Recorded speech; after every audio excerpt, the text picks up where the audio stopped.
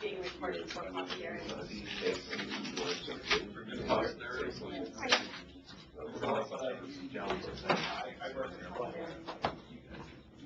We're going to have to give him the Dutch name. Now, his Dutch name is Ben. Yes, No, yes, Go.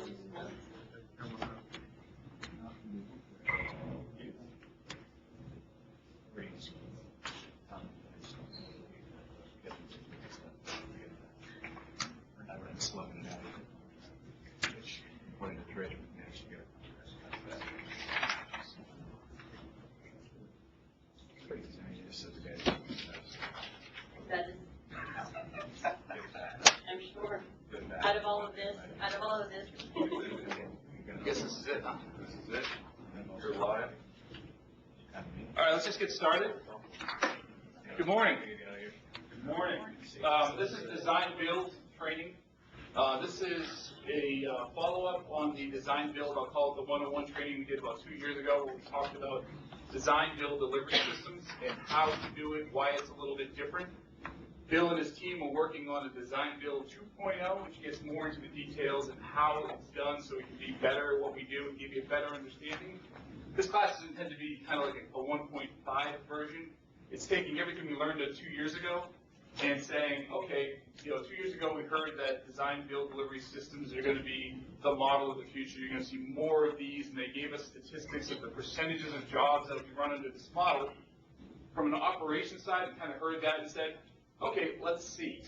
And 2 years later, how are we doing? Well, we've actually done 1 or 2, and we have small ones. And we actually have 2 underway now. We've gone through the design, now we're into the build, and how are we doing? What have we learned? Are we good at it? What can we do better? And we're about to start 2 with custom homes, Native American. You guys have 2 design build jobs. Right. So maybe, someone like that can be learning from our lessons that we went through. So this is intended to be more geared toward operations. CEM does a lot of this. They do it well. They're going to share some of the stuff they've learned as well. But this is from an operations side, kind of shaking us, saying, we're going to start these. These are different. Why are they different? So we can be a little bit better as we go.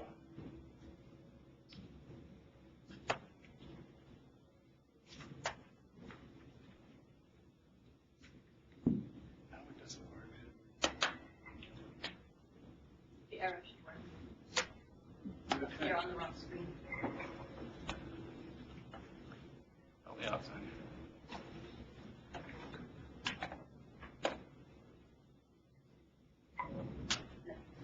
Perfect.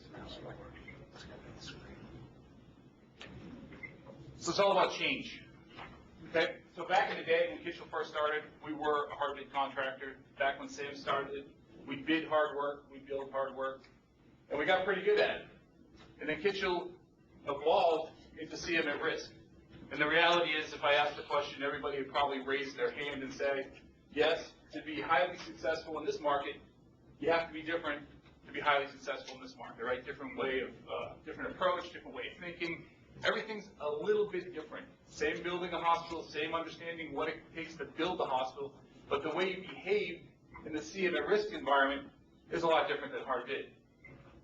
Our reality is design build is the same kind of a change. You behave differently, you think differently. What made you successful here isn't going to get you successful in design build. The fundamentals are similar as far as how a building's put together, how you behave is different. We've learned a lot of that, some points the hard way. And if we really are going to keep doing work like this, we need to change. We need to understand that it's different. Why are they getting into design build? And I put on here leverage risk. The team has talked about should it be shifting risk or mitigating risk. And I left it as leverage risk because this is the owner shifting the risk onto us and leveraging us to pick up more and more of the risk. Doing a job right now with Dignity Health, great client, we're doing a lot of work with them, but they've made it clear the things that they've done in the past that they're not very good at, that cost them work, cost them money, they're putting it onto us. They're putting the risk onto us to figure it out. Because at the end of the day, we're going to the owner saying, you didn't quite figure this out, if there's a change, whether it's time or money, they don't want that risk anymore. They want us to own all of it. So it's a big thing on leveraging risk. And it started back in the day, design, build, right? We'd get a set of drawings, we'd price it, we'd get the job, we'd build it. Can everybody hear me on remote? Can you mute your phones, please, remote? Can someone from remote tell me if you can hear me? We can hear you in San Diego. All right, thank you. I can hear you. All right. So then we decide we're going to be smarter, right? We're going to start doing this pre-con model. You've heard the term, we're going to take another bite out of the apple, and we're going to get a little bit more money for the fees and services that we typically provide anyway. So we're going to be smart. We're going to get more money to do pre-con. An owner's going to look at this and say, okay, how much is it going to cost me? He's going to compare it to what he pays in change orders, the risk to his company, and he looks at it and says, okay, I'm going to save more money than I'm going to spend to Kitchell, and the leverage that he has is he gets to say, well, you guys did the pre-con on this. You should have already figured this out. You should have protected me and all the things that go with it. We've gone through with our QA guys, and we've gone through the plans, and we've looked at gaps in the drawings. And just because we list things that are gaps in the drawings when we come to a GMP for a client, because we've done pre-con, we can't just leave those gaps out of the price. Sometimes we do that, and then we say, well, we told an architect that that these were missing, and the owner says, well, you're protecting me, right? You're my partner. You're a long-term person with us. Where's the dollars to protect the gaps in the drawings? They've got you. They've got the leverage. And you're sitting there, and the Kitchell brand says, you're right, got it, and we move on. So they're finding ways to shift more risk, but there's still gaps in their program. Things like low voltage, and all the different things, special systems, all the things that now they're putting on us on the standard job. So they're finding more ways to push the risk onto us. Design build. Their idea is, we don't have a change order on this job unless we come up with something new, something different. Otherwise, Kitchell is all you. So, if you've seen this picture before, or if you see what's in the picture, keep it to yourself for a second, because I want to share something. So we're starting this new model called design build. We're getting more into it, and it's different. And the reality is the transition is going to be tough. True story, the brain is hardwired. You go through your Rolodex when you start seeing something different. You're going to look at change. You're going to look at a different situation. Brain automatically goes back to create a relationship to something they've seen or experienced in the past. So they can see it and go, I got this. This is real similar to another job that I did or another experience that I had. This, if I treat it like this, it should turn out the same way. We do it all the time when we go bid a job. We give a set of drawings to the superintendent, give him a week to go through it. He goes back through the Rolodex and says, oh yeah, this is real similar to his last job. Here's a schedule, go bidding, right? We call it experience, we call it a lot of things, but he's going back through relationships and experiences that he's had in the past. Project management, same thing. You bring a new team together, you get them aligned. This is a little, about 12 years ago, I was doing a leadership class. A professor from DU shared this with us, and he was explaining to us how your brain is hardwired. And whether you like it or not, this is what you can experience. So you're looking at this picture, and your brain's automatically going back to something similar to say, what does this look like? What have I seen similar to this in the past? Does anybody see what this is? What if I told you there's a cowboy on a horse? Anybody see it yet? So now your brain's going back saying, okay, I know what a cowboy looks like, show me a cowboy. I know what a horse looks like, show me a horse. And you're starting to put a relationship together to say this is a cowboy on a horse. All of a sudden, this thing's going to pop out. And I tell you, 12, 13 years later, it still pops out for me. I look right at it and go, oh, there he is. That's how you're wired, So if you saw something like that, yes, I did the coloring. It's awful.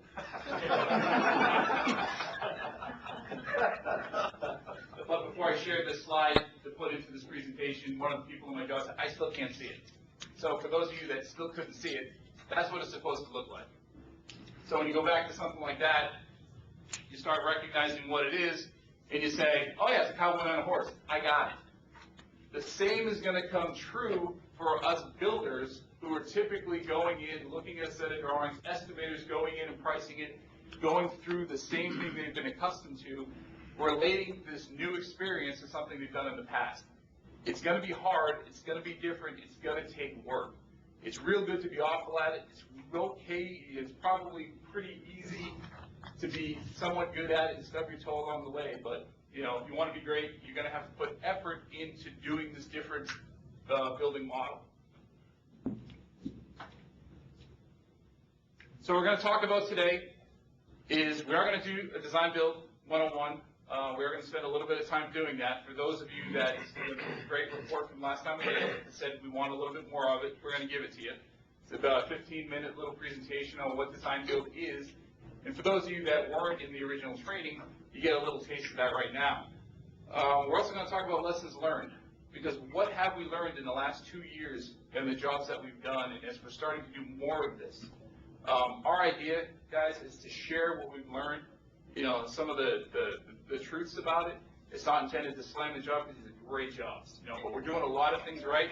It's my 10-minute warning. We've done a lot of things right, and there are things that we wouldn't do the same on the next one. So the idea is to share with you what we would do on the next one.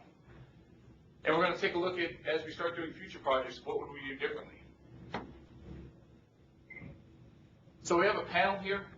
These people in the front row here and over here. Ideally, they were set up along here so you got to look at them, because these are your design build resources. People who have done them, people who have an understanding of them, people who sometimes will talk a little bit of a different language because it's different. And that's your blind spot, going, what are they talking about? Well, they're talking about something that's different. But then it just got weird to sit there and stare at you for 2 hours. So we left them over here. So it's not the idea to look at the back of their heads, but so each one of our people up front, they're going to have about 4 minutes to talk about their experiences and something that they've done that is relevant. So when you start getting onto a job, you get to go, oh, let me call Kevin, let me call Dale, let me call Tanya, let me call Vince. They've said something similar to this. Let me reach out to them as resources. So I think we'll start with Vince. Whatever you want to do. Let's start with Vince. Ready? We're ready. 4 minutes. Well, good morning. You're going to give me my 1-minute warning? I will. I'm an architect, so I'm used to the design side of the world, and I've been registered to practice architecture since 1980, so that's a long time. Tanya and I went to Design Build boot camp a few months ago, where we learned more concepts, and I am a certified design build professional because I passed the exam, and my experience is documented. I recommend that if your team can afford it, to go to the Design Build boot camp to understand these concepts.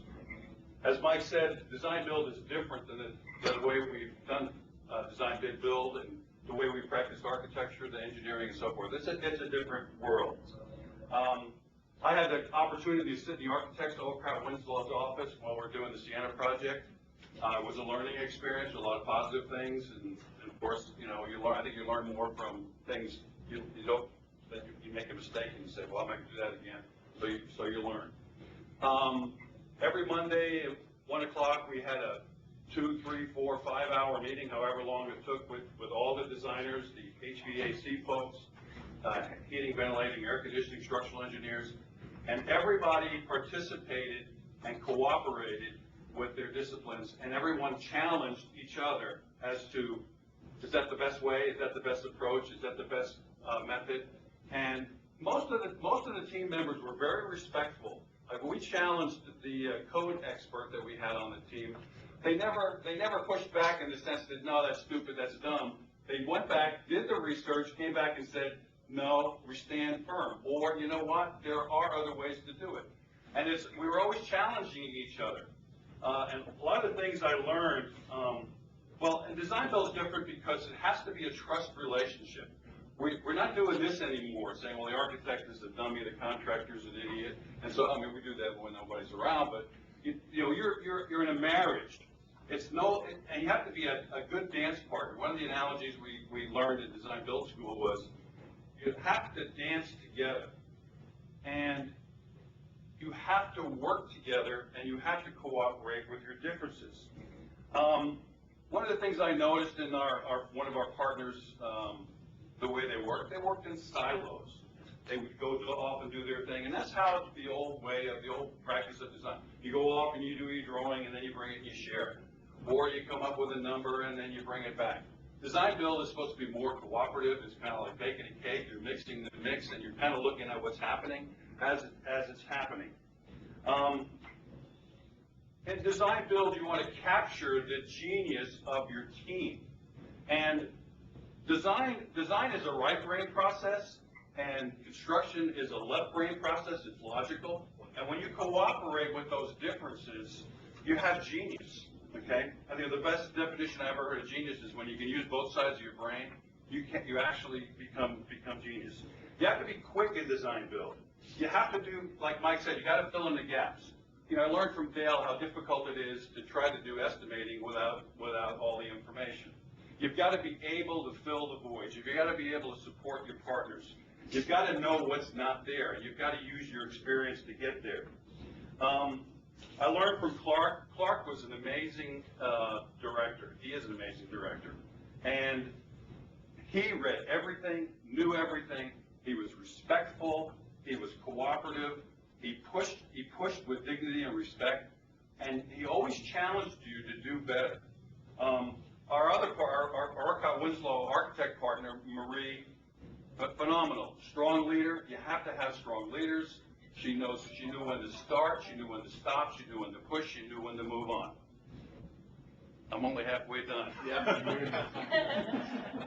The idea with some of our speakers here is we have an agenda. We're trying to fit everything in within the 2 hours, and believe me, we're going to keep moving through this. All right.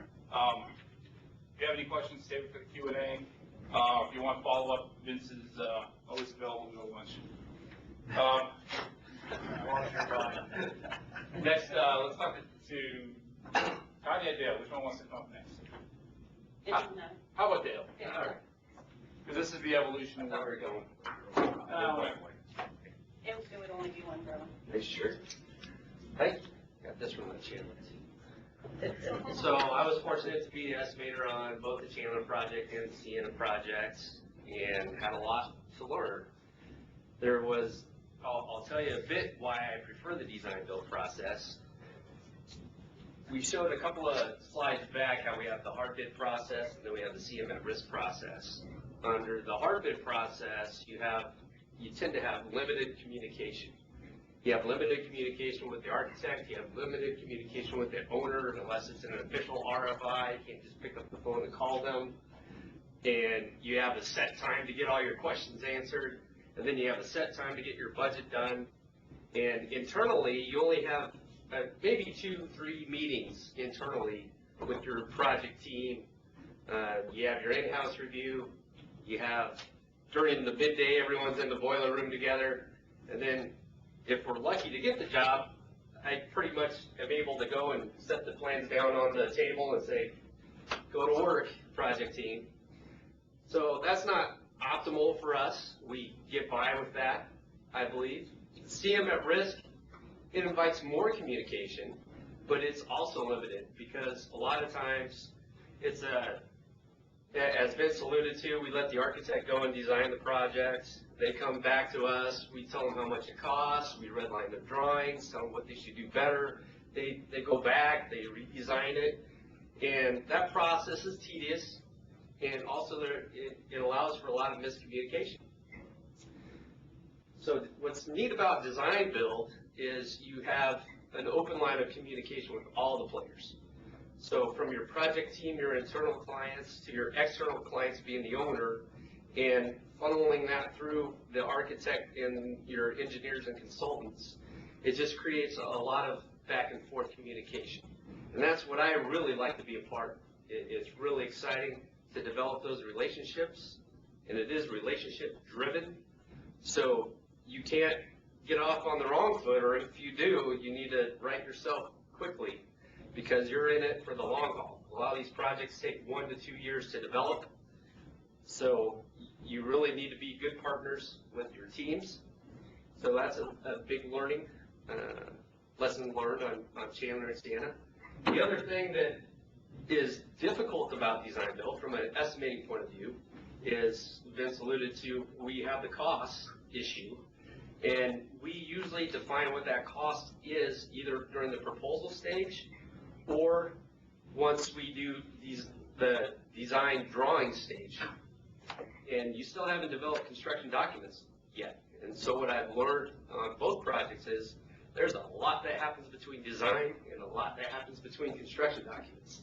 And the devil's in the details. And that's where people like Brent come in, and they're able to define those details better for the project team and for the architects. And a lot of those have associated costs with them. And unless we are on top of that, we tend to lose sight of it. And all of a sudden you get to CDs and you're blown away with how much something costs. You said we were going to, I'll give you a case in point, we said we were going to have crash rails. Well, a crash rail to me is very simple along the wall. A crash rail to an interior designer might be wood with solid surface around it, with little stainless steel strips down the middle of it. Who'd have thought that the details would cost so much money? You know, $25 a lineal foot versus $250 a lineal foot. So you can't lose sight of the budget after DVs. You have to maintain your cost control all the way through. Perfect, Tanya. Good job. All right, Tanya. I will probably take less than the 4 minutes. So my name is Tanya, and I am with Integrated Services. I had the pleasure of working with both Chandler and Sienna teams, and I started out actually on the CAF lab doing coordination, trying to figure out what exactly our design partner was doing and how they were modeling, which was my main focus, figure out how they were putting together their documents and try to pull their information to what we could use during construction, and then also help with establishing good communication between our construction teams and the architect as well. We were fortunate enough to continue the process through the tower and then into Sienna, and it seemed like as we continued on that same relationship, it got better and better. There was a lot more trust from the design team to give us information more readily, or to provide that information, or to seek out a lot more advice. So by the time that Vince got over there and he was able to kind of weave his way into the entire process, they were looking to him for answers. They were looking to Clark for answers. They were looking to Mike and to Steve for answers, and they learned to, not fully, I mean, there were still some things that were held back, but they would try and establish and help that relationship continue to be fostered. Like with any other designers, there still was some pushback. There are things that they want in the project, and they're fighting for the integrity of the project. And so I would say that the best advice that I could give is to try and understand their point of view as well, where they're coming from with what they're asking for, and then see if there's a middle ground that can be established from that. Some of the things that I helped to do at the very beginning was to understand how we could pass information back and forth, which was a big, big, big challenge because they work on a different platform that we're not used to in just drawing. So that platform has to be understood. How do we get that information into our format? And then what is that workflow process that we're going to go through? The other thing was establishing a good portal that we could share documentation with, and how that was going to be set up. We also looked to figure out better ways to challenge that. Could we also share software with them so that they were doing a lot of the translations? And this kind of gets into the weeds, into the technical issues of it, but you may come up with those challenges. How do you share information? Right now we've got SharePoint. At that point we didn't. At the very beginning of these projects we didn't have that platform to share information with. But then how do you exactly set up your site so that information is easily found, easily available, and then what are the limitations of it? We also had our modeling software that was very different. And we also helped to establish guidelines for how they were to model. For Chandler, we established different types of schedules that we would be able to pull data from those models and then give that quantification to Dale so that he could easily quantify it, and it helped to shrink down the amount of time that we were doing estimates. Because it couldn't be on a, give me your drawings, we'll quantify it, then we'll come back 3 weeks later with an estimate. And Dale didn't enjoy it very much, I know that. He wanted to have, the time period to actually absorb all of the information that was coming through. But we had to learn to be agile enough to get information quickly and then to be able to give them feedback on almost an immediate basis. I was also brought into Sienna as Dignity Health has a PDM, which is their standard way of delivering projects. So as I worked through Chandler, I learned what their delivery process was and how exactly they wanted documentation, as well as what some of their goals were. They have huge energy goals that they're looking for. They have design guidelines that they also have to, we have to adhere by. So as we moved into Sienna, it was easier to understand and to know those things and to continue to give the owner what they needed. So. I wasn't going to talk. She was going to be short, though. I can go on forever. Is she long for a minute? So I would say that the biggest things were know your team, know how they're communicating, and I'll go on again, and know what your owner wants, and those are kind of the big overarching. All right, Kevin. Good morning. I joined Kitchell about 3 years ago as a design build manager, and it's been an exciting 3 years. And my background, just briefly, is over 30 years construction architecture. I got my license in '84, that's a few years after you. And started design build as an owner's rep with a developer in '85. So I've been probably over the 30 plus years, over 15 years in design build, the largest being about 90 million, a little less than 10 years ago for Intel Corporation for a manufacturing support building.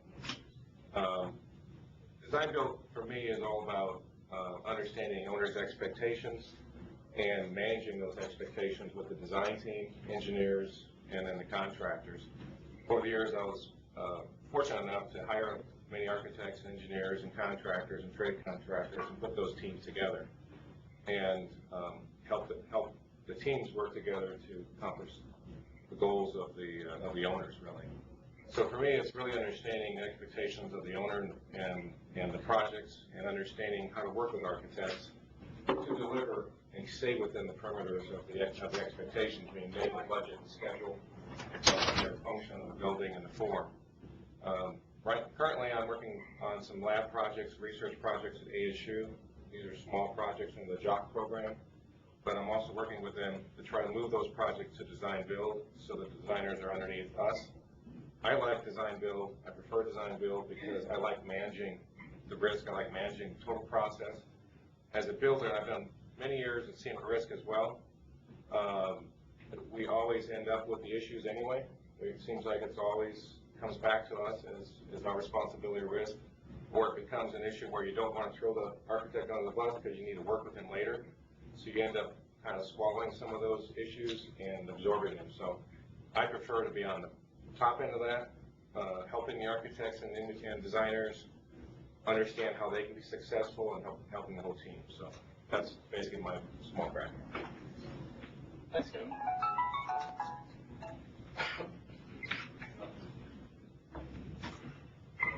So the idea here is we have in-house resources, we have people who've done it. When you start getting asked to be part of it, reach out to the people who've done it. Don't start trying to relearn everything that we've done, because we're going to share some things, like I said, things we do well and things that we would do differently. Reach out to your resources. The next couple of people are just going to take about 1 minute to talk about who they are, what their experience is, and then they're going to be doing some of the lessons learned in Design Build 101, so we won't carry on too long. But first up is Bill. I'm going to time Bill to a minute. Everyone pretty much knows who I am, the Director of Quality Assurance. What a lot of people don't probably know is a little over 2 years ago, our company started design build committee headed by Brad Gable. We wanted executive support. That was directly a request by Jim Swanson and vice presidents. And Brad and I got together. We have a team. We have one of our team members online today, Dave Kern. He'll be getting into some of the 101 advanced stuff, design build. The design build committee, it's called the Design Build Center of Excellence. It's made up of 10 individuals, all of whom have had extensive experience in their careers in design build. We have Kevin, we have Mitch Brown. Just quickly who they are: Mike Dosa, George Dykes, Kyle Blanker, Dave Kern, Mitch, Kevin, David Cole. From a legal perspective, Steve Whitworth, Brad Gable, and myself. So we'll get into that a little later. All right, Brent? I'm Brent. I'm the senior superintendent out at Chandler Tower, and I did the Chandler Cat Line, which was design build also. The empty chair next to me is Ryan. He'll be back in. He's the senior project manager on both. And he'll do most of the talking. I'll just have to come on material, you know. And then at some point after that, Mike Walsh, I'll talk about what we've learned at St. Rose Sienna in Henderson, the Dignity Health Project, and kind of a sister hospital to what they're doing over in Chandler. And Steve Wilson, I don't know if you're on the phone, if you are remote. We've been doing shutdowns all week, so I think Steve's still involved in that, which is really where he already was. So what is design build? This is the design build 101 portion of what it is, how it is, what it is, and what it is not. Bill's going to get us started on this. This is about 15 minutes ago. Are you going to advance the slides? Sure. Well, what is design build? I'm going to go real quickly to my part. I have a partner online, Dave Kern. Dave and George are involved in some pretty heavy-duty design build projects as program managers for the owner. Ansel Phelps is the one of the design build leaders on one of the projects. He's probably going to go over a little bit. The other is McCarthy Clark. They picked up a job that we were competing for, so that will be discussed also. I talked about the Design Build Center of Excellence. The way it works is projects, and unfortunately, one of our other members just left from Native American. Rod Brown is going to be starting a design build project. But the idea is that when these projects are going to start someplace in the middle and towards the end, Design Build Center of Excellence will reach out and keep tabs on them, offering guidance and support. There are three major attributes, and then I'll turn it over to Dave. The first major attribute of design build is the owner gets to deal with one entity instead of multiple entities. It makes it very simple for the owner. I was the owner on several design build projects. I loved it. I dealt with one person, usually a senior project manager from the general contractor, and there were no change orders. There was all responsibility was handled by one individual. The owner did interface with the architects, obviously, for programmatic reasons and that sort of thing.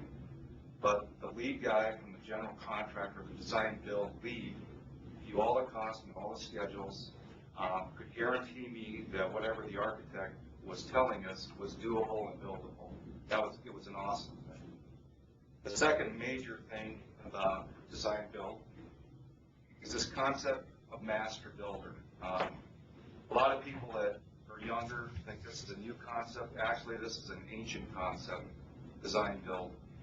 Back 100, 200, 300, maybe 2,000 years ago, the architect was the general contractor, and the general contractor was the architect. It was one-stop shopping. It's an awesome concept.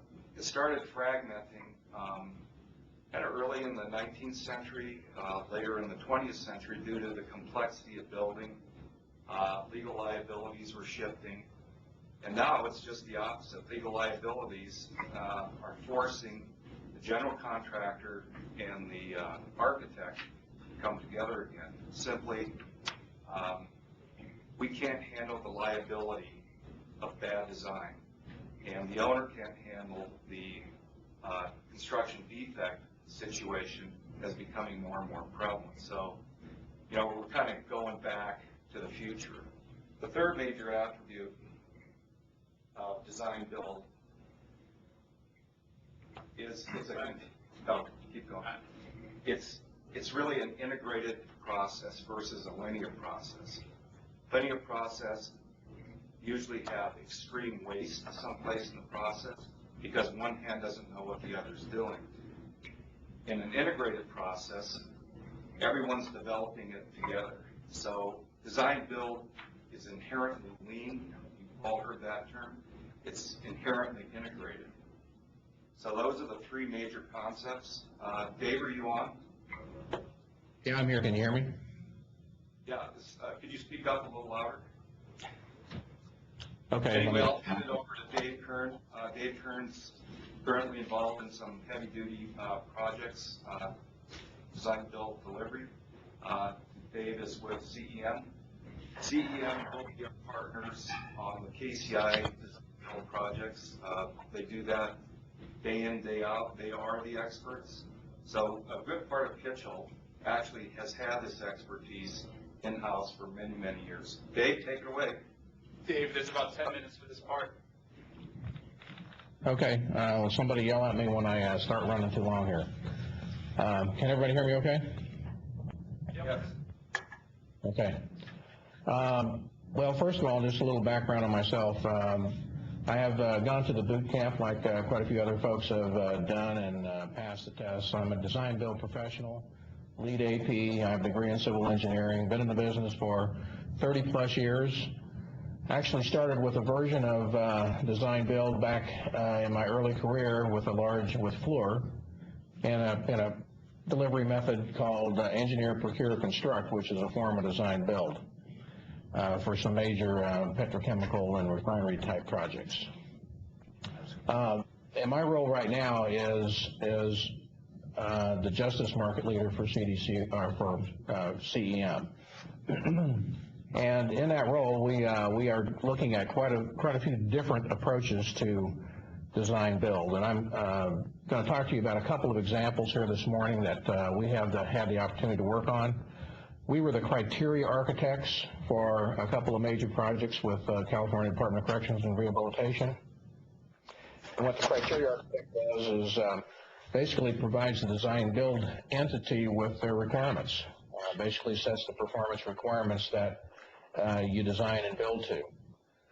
And one of the big differences that I haven't heard here yet in the presentation this morning is the reason that owners are moving to design build is for several reasons. One, to have a single point of contact so they're not talking with both an architect and a contractor, but they're also shifting a substantial amount of their risk to that design build team.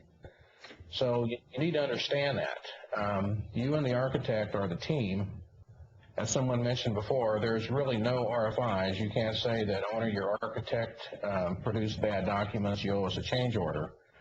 Since you are basically the architect, you and the architect have to work very closely together to minimize that. The better you work together, the more you minimize problems, the better the job will run and the more money we'll make.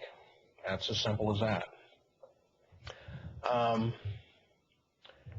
So let me talk about a couple of examples here and how some of the teams that we've been able and fortunate to work with, really, some of the largest in the business and some of the guys that do it very, very well. There's a lot to be learned from the folks like Hensel Phelps and Clark and McCarthy. They do design build on major projects. We have the Hensel Phelps team working on 2 projects with the California Healthcare facility down in Stockton and another project in Stockton, the DeWitt Nelson Annex. Both are about $130 million apiece. And then the Clark McCarthy team is working on a $512 million building project at the same location. And the big difference that we noticed in the teams, and we work with both of them very closely, day in and day out, is the approach that the teams take, how they manage their team, first of all, how they selected their team, how they manage their team, and how they work together. And I will say that of the teams that we've worked with, the Hensel Phelps team knows how to do design build. They know how to pick a team. They pick a team that can not only help them win the job, but can perform and work well together with their other team members that they select. In design build, a lot of these folks use subcontractors as designers as well, as long as they have that capability. And the integration of the architect, working not with their subconsultants any longer, but with the contractors' subcontractors, is kind of a mind shift that you have to kind of look at, that you have people that are design builders by trade, like the mechanical, the electrical, the plumbing guys, are going to do their own design in a lot of cases and coordinate it with the architect. So when you're looking at a design build team, you really need to look at how that team will work together, once you win the job. Everybody has to have the credentials to win the job, but after you win it, then they have to be able to work together. And one of the guys earlier mentioned that the ability to be in one place and having all these coordination meetings and finding the genius of the team, that's a great concept right there. Because you're using talent that you've really never had at the table at the same time. Most of the time you have the architect and their consultants, and they're separated from the contractor and their team of subcontractors. Here, you're bringing all that together. You're bringing the knowledge of not only how to design, but how to build together at one time. And the other thing that you bring together, too, is now you're working with the owner. Part of the design build team has to go out and work with the owner, the stakeholder groups, not just your field contact. You're going to get deep into the owner to understand exactly what their requirements are all about. You're going to validate what you understand from the criteria documents or the bridging documents that you're given to propose on it. But you have to get into that and confirm all that as you go through and finalize the design. So you're going to get very deep relationships within the owner's organization. If you're building a hospital, you'll get to know the lead nurse, the head physician, the head psychiatrist, psychologist, the maintenance people. I mean, you'll really get to know those people very well. And one of the things that we noticed differently between the ways that some of the big teams that we've worked with operate is their approach to that customer interface. And if they're looking to really form a bond with the owner and work with the owner, and that's really what you're trying to do in design build. It's not a adversarial relationship at all. It's very much a team with the owner, building them a project that meets their performance requirements. And again, this isn't building something just to plans and specs. Design build is different from the approach that acceptance is based upon performance. Performance that you have built something, you have designed and built something that meets the requirements that the owner set out in their criteria or bridging documents. And that means that quality control everywhere through the design process and into construction is very critical. The more things you have to fix, that's all on us. The owner has very little responsibility to pay for any mistakes.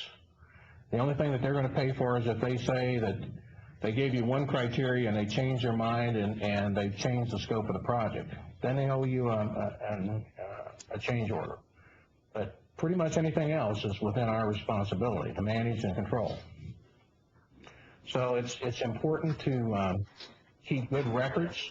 One of the other things that with the Hensel Phelps team is they have very good documentation as you go through the process. And they use two types of logs. They use a criteria compliance log and a design issues log. Now those are very important documents because as you go through, and they start this back in the proposing, as they're proposing for the project and, working on winning it. They'll go through with the architects and their team and identify areas where they have questions about the criteria.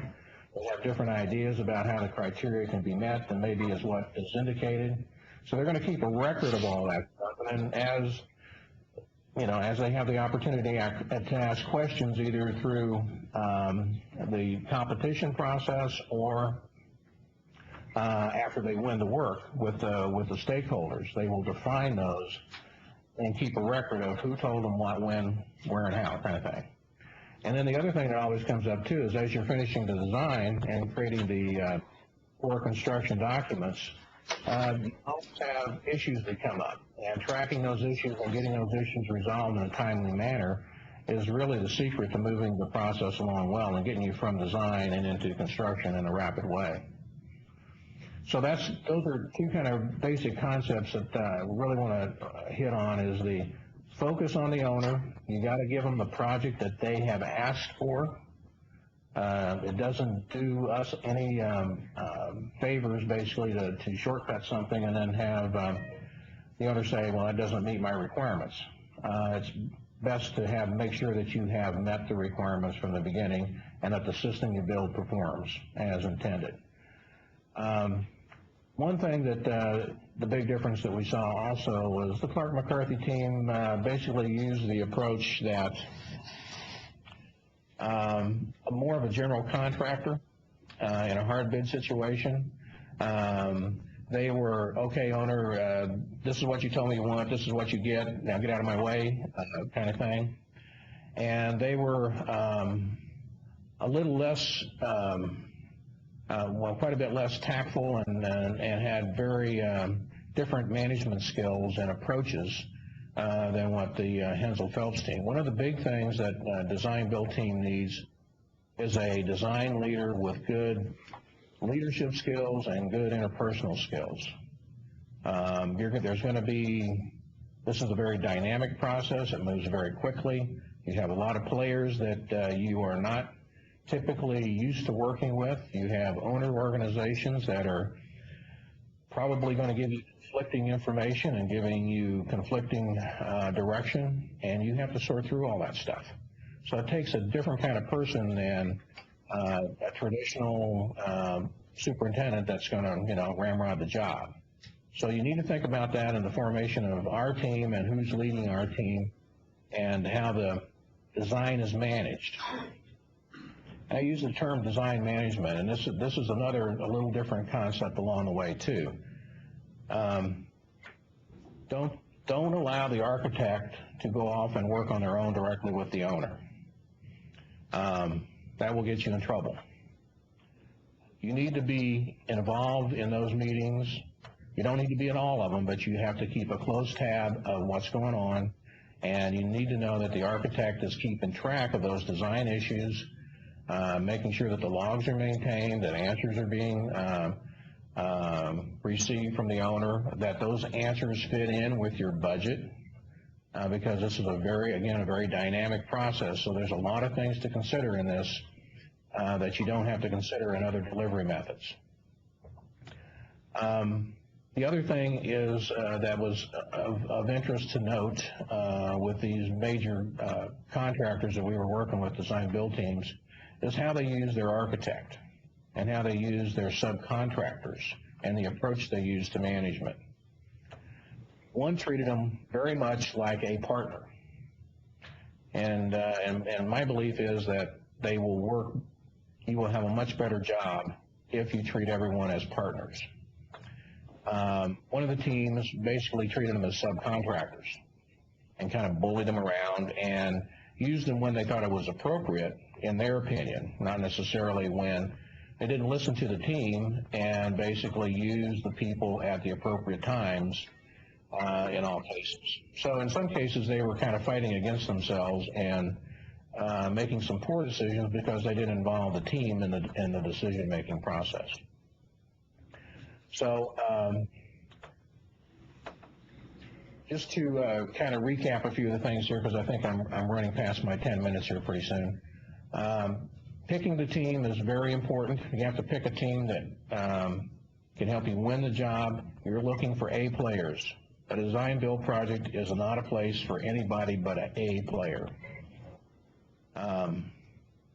And you have to be very collaborative. So you're looking for high quality people that are good communicators.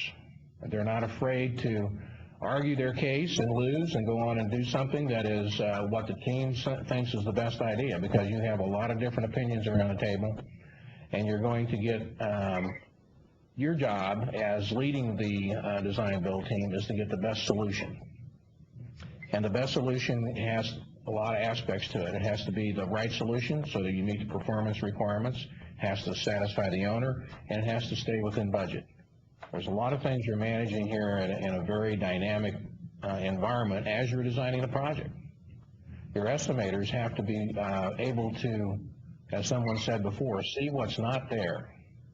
Because in this process, it's very, very conceptual. You're working with systems, you're working in prices, very generic prices per square foot. You're setting budgets way early in the project, and then you're managing the design, managing your solutions as you come up with them to stay within that budget and within your schedule. I think Tanya mentioned and talked about your communication framework. That's absolutely critical. Make it absolutely as simple as you possibly can, because you're dealing with a very large organization. There's going to be a lot of input. It has to be simple for the people who are non-technical, non-construction folks, so that they can participate and feel like they're participating. So I think I've kind of run on here for a bit to kind of point out a couple of the key things here that have been important along the way. The other thing to look out for in design build is the selection process, especially in public sector design build. There's a couple of organizations like the Corps of Engineers use this one-step process, which is basically design build bid. I mean, it's a bidding competition where the only selection criteria is low bid. I would suggest that you don't look at those. Those are very risky. Most of everything, and the Design Build Institute recommends a two-step process where you're selected on qualifications, and then price can be some portion of the actual selection in a next step where you're competing on technical ability. So there's a lot of things that get involved with this. The other suggestion I would make is that we don't form a team that doesn't have at least one design build professional on the team in a lead position. Design build is much different than any other delivery system, and it's you need to understand the different concepts that get rolled into it and just be aware of it. It's a great delivery method. It's a great experience if you have the right team and the right leadership. So David, this is Mike. It was all good stuff. We let you run a little bit long because we'll just take it out of the lessons learned portion. We're going to talk about CEM lessons learned. We're going to talk about that job you had in Stockton. If you could just summarize the points when we get to this that portion of what was good about the good builder and what was bad about the bad builder. Because I heard you talking about it, but just summarize those points when we get back to you in a couple of minutes. Okay. Just share those, just really summarize them. Right now we're going to get, thank you David, we're going to get into the lessons learned portion. Not working. Not yet. So we talked a little bit about design build, what it is, a little bit more about what it is, but now we're going to talk about in 2 years, what have we learned, and where do we go from here? So anything is worth a good story.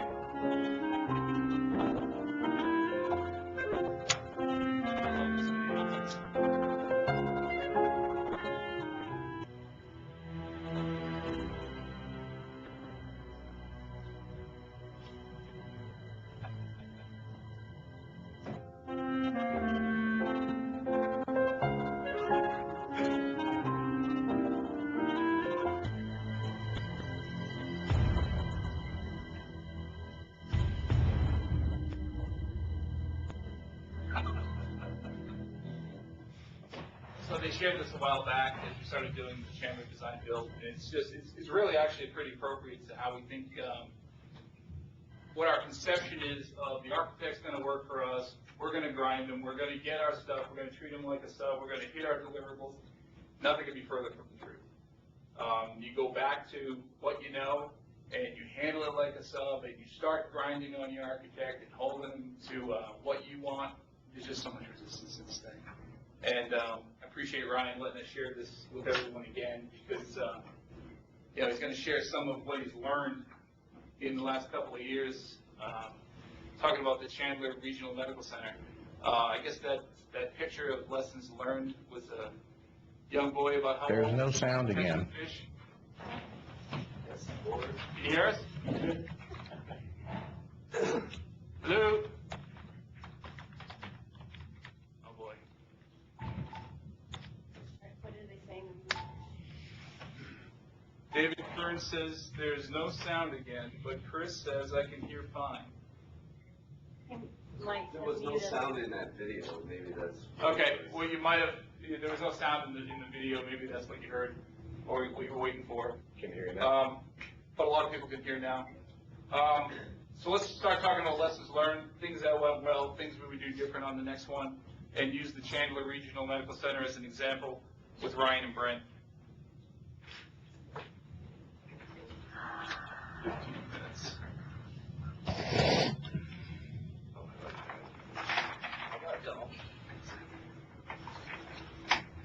Next time I said you were.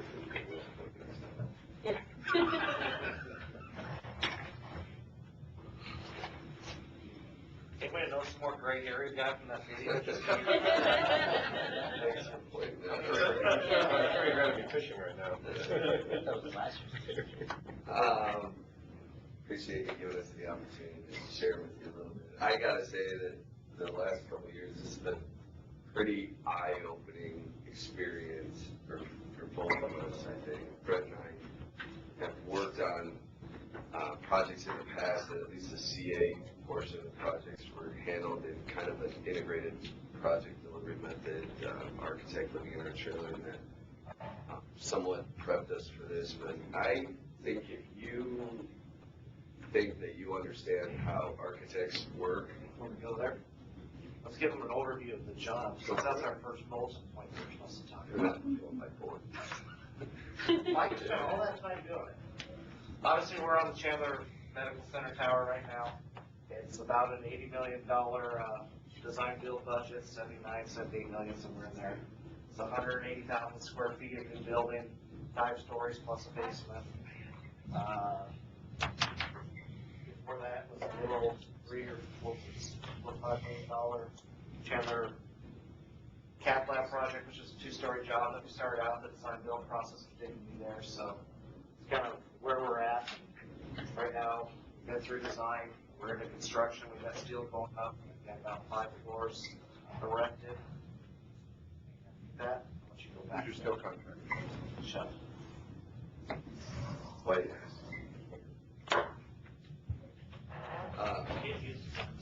I like Chevy. We did not use Design Assist on the big job. We had some resistance or challenges with the owner of the smaller project, so the decision was made to not go to Design Assist. It's good or bad. So, I think it was definitely a learning experience for both of us. There's a lot of things that I think we did well, and there's a lot of things we should be. Can you hear me? There's a lot of things that we probably learned and will definitely do different in the future. Basically, I think we just wanted to share some of those lessons learned, really, and I heard some of this already mentioned, but clarifying owner requirements, I think, is huge up front. Make sure that you understand what their expectations are, and that you understand what they are looking for, so that. Better off.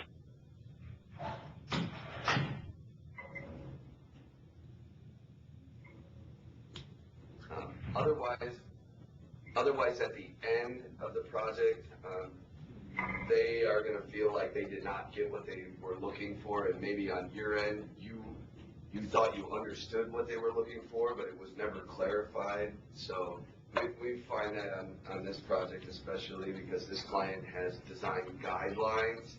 So you need to be very specific and understand what those guidelines are and make sure that you're asking the right questions. Tanya alluded a little bit to this in what she was saying, but I don't think that we understand very clearly how the architects, how the whole design process works. And I think, at least in my mind, and Brent can jump in, we thought, hey, that the architects are going to draw some stuff and we'll go in and we'll review it and we'll comment on it and then they'll make some changes and you know, we'll get some more input. That'll be the way it goes. But I think from figuring out how we're going to manage the design process, one of the biggest things we need to learn is how to better manage scheduling the whole design process. We know how to schedule a construction job. I think Bill showed the little sketch that showed we were pretty much a straight line on schedule and design the inner process. To do that, they have to take a step forward. They got to take 2 steps backwards. Every time that they draw something, either the owner changes it, we change it, consultant says, no, I need a bigger wall, then they have to go backwards, redraw it. Well, that impacts all the other consultants, and they have to redraw what they've already done. So that design process goes like this. And when we step into the world of design build, we say, okay, we want stuff done on a milestone date. Well, what the design team does, and it's the way they have done things forever, is they do very big picture until the last possible minute, and then all the details go into it. Well, it's those details where we can add a lot of value. It's figuring out what those details are. But when they're done at the last minute, and we say, no, something doesn't work, then that whole iterative process has to start again. So we need to do a better job of defining to the design teams how we can be a better systems for them and detail out what that construction schedule, that design schedule should be, so we can put maximum value in up front and not have that huge circles, have a bunch of little circles going forward, not the big ones where we're taking big steps back. That's pretty much what you're trying to say? oh yeah, absolutely. I think the other part of schedule is tying into that architects understand a deadline, and I don't know that they necessarily understand or ask all the right questions of what it takes to get there. We're used to that. So in construction, we know if someone tells us it's going to take me this long, we ask about 50 questions. Well, what about this? How is this going to affect that? And I'm not sure that they always ask those questions. And one thing that I think we experienced was, even though they're the ones that are very clued into all the governing agencies and what it takes to get permits and get that design process done, they don't necessarily ask the right questions, and they're, even though they deal with it quite a bit, every one of those entities, I think, is different, has different requirements, and you'll find sitting in those meetings that they'll ask the city, or they'll ask the fire department, or SRP, or FAA, or ADHS, like, hey, how long is it going to take you to review these drawings? And the city will say, well, 6 or 8 weeks, and so they'll go, okay, well, I have to be done on this date then. And you sit there and you start scratching your head and you go, well, but what about this? And well, doesn't this have to be done first? And what about this process and this? And all of a sudden that 8 weeks that they were plugging in for their design goes to 16 or 20, and you're sitting there going, it's no wonder why we're always late getting permits, because these guys didn't ask the 50 questions that it took to what the real timeline was. So I think that was pretty eye-opening for us as well, because you expect that, I mean, you're sitting in a meeting and you're keeping your mouth shut, you expect them to be experts at dealing with cities and all these entities, and these questions are popping in your head and you go, wow, I can't believe they didn't ask about that or that. So I guess don't assume that just because they have done this more than you, that they understand the process any better than you do, or are asking all the right questions. So from no less than learn, we talked a little little bit about cohabitation in here. You know, I think there's 2 points that stuck to me on the cohabitation. The first is we're getting better and better at learning how to cohabitate with the architects. I think from the Chandler Cath Lab to what we did in the tower to what they're doing in Sienna, we improved that whole process and got more cohabitation involved. But what I think we're still got to get in everyone's mindset is the project manager and the superintendent can do a whole lot more if they're involved up front early. But what we tend to do here at Kitchell is put those guys still on another job while the design's still going on and expect the cohabitation to still happen once a week or twice a week. But trying to go from Chandler to Orcutt's office, you know, for a meeting halfway through the day isn't a good use of everyone's time. We've got to spend the money up front and put the people who are going to do the design build in with the architects up front. Yes, it costs more money up front, but it's going to save money down the road. But we don't have that mindset completely sold in everyone's head yet. We treat it like pre-con, not. And the other piece of the cohabitation is we're doing that with the architects. Most of the issues that we're having are with the MP&E. We're not doing that with the MP&E teams, really. And as you know, you've heard me talk about integrated project delivery. We need to get the big room concept going, even if it's a design build, so that the MP&E consultants, the architect, and us are in the same place, doing the same design at the same time. Okay, so we're gonna run short of time here, probably pretty quick. So I jotted some things down here, so let's run through and hopefully not drag on. Talking about monies up front.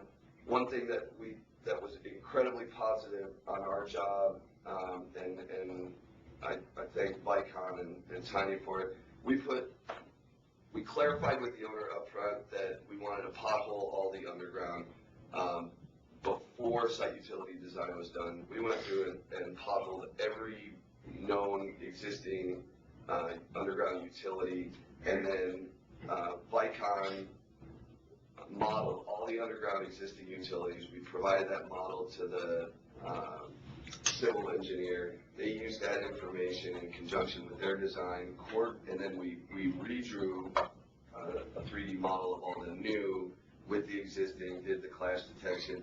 We ended up on an existing campus with hardly any conflicts for underground site utilities, and that's pretty awesome. So that was a big positive. Normally you're starting and stopping and having all these issues, so that was great. Also increased the productivity in the field because we were able to bring in the actual crews digging into the stuff and let them see the 3D underground model of not just what they're doing for the new stuff each day when we did their daily pre-task. And that was a lesson learned off of the Cath Lab. Yeah. We're not doing it again. We would definitely, so make sure you put money in up front, pothole all the existing stuff, and that was great. So some things that we would definitely do differently. One thing that we're finding is, at least with the way this job is going, floor plan changes are killing us. So moving walls around at this stage of the game, it's just a snowball effect. And so what we would definitely do a better job of is making sure that in order to get that floor plate and your layout ironed out, that they have checked and you've worked with them to check required square footages, ADA, exiting and egress, compliance with the owner's design guidelines, all that, so that your floor plan, at least from all of those aspects, is compliant. Because at this stage of the game, if you're finding things that are not, and you're going back and having to make pretty significant changes to the floor plan, it just snowballs, and you know. I think part of that is up front we've got to figure out how we're going to deal with changes in the design during construction. You know, right now our architects drawing everything in the 3D models in Revit. So when we go to upload new models for 3D coordination, say, as the architect's updating the models, all the future changes he's already working on that haven't been issued yet are already in the models because they're designing in the model. What that does is when you guys go to start doing the actual construction work and the 3D coordination, they're seeing all this stuff that's not on their plans or not on the contract stuff, and it throws everything off and slows everything down. So you need to have a plan for that up front, not get hit with it as you start going. Encourage the design team not to design to minimums at the inception, because it's just going to screw you up later. So build some fluff in if you can, so that if you have to scale some things back or cut some things, you have that opportunity. It's not going to kill you.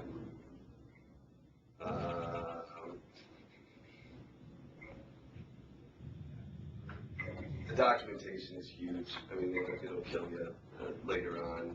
I think a big thing to remember is it's a total mind shift, total mentality shift. You own the design, so no longer are you going to the owner and saying, hey, you have a problem with your design, it's your problem. So I think you need to take that mentality from day one, own it, make sure that you have those conversations with the owner up front. Hey, you know, our contingency is going to be used for anything we find that, you know, we're not happy with. Well, you know, we need to fix it before it's in place, because you know, there's no finger pointing anymore. It's all, you know, point the finger at yourself kind of thing. I think my last point that I would make, that kind of tags on that, is you got to still do the follow-up. Even though that it's a mind shift, they're now our design partners. We're having a lot of issues, not a lot of issues, but some issues where we brought things up during the design, we were told they were fixed. They got fixed at the very end of the process. We got busy, we didn't have time to go back and check our architect, and now it's biting us in the butt. Some pretty big changes here and there. So you got to still do the follow-up. You can't just trust that everything got done. I guess the last thing I would say before Mike throws us off stage is it's a really awesome process and way to do a job. Basically, you have the opportunity to get it designed the way that you want it built. If there's phasing involved or sequencing or whatever, you have that ability. You can shift that to the way that we want to build, the way that we know it should be built. So you take that opportunity, talk with the design team, explain your philosophy and how you want the job to be, and get that buy-in with everybody. Because I mean, you on design bid build, you don't have the opportunity to say this is the way it should really be built. Let's put the money in. Let's design it that way. So it's a really great opportunity. You just have to. Is it great? It is great. Okay. Thanks. Thank you. So now I get to time myself and pace myself. So now we're going to talk about St. Rose. You're out of time. Yeah, almost. St. Rose Sienna in Henderson. This is a hospital that, from everything on the right part of that picture, Kitchell built 13 years ago. And the original is pretty good, I think. Well, it's gonna, yeah, Brent was part of that, so some of my speech are gonna hold up. But it was built very well. They love it, but now they're over capacity and they have to grow. So we've gone back. Luckily, competitive bid project. We went in. We came in with a whole different concept. The owner came up with they have these two towers that come off the top. The owner came in and said they worked with an architect for 2 years and had a similar style that they put out to bid. And McCarthy was probably the apparent to get it. They hired the architect who did the bridging documents, and they were it's called the sweetheart in the deal. Kitchell was out of Vegas for a little while. And what are we going to do different? We threw out their design and went in with something totally different. So talk about taking some risk and making a big statement back into Vegas, and Kitchell was back.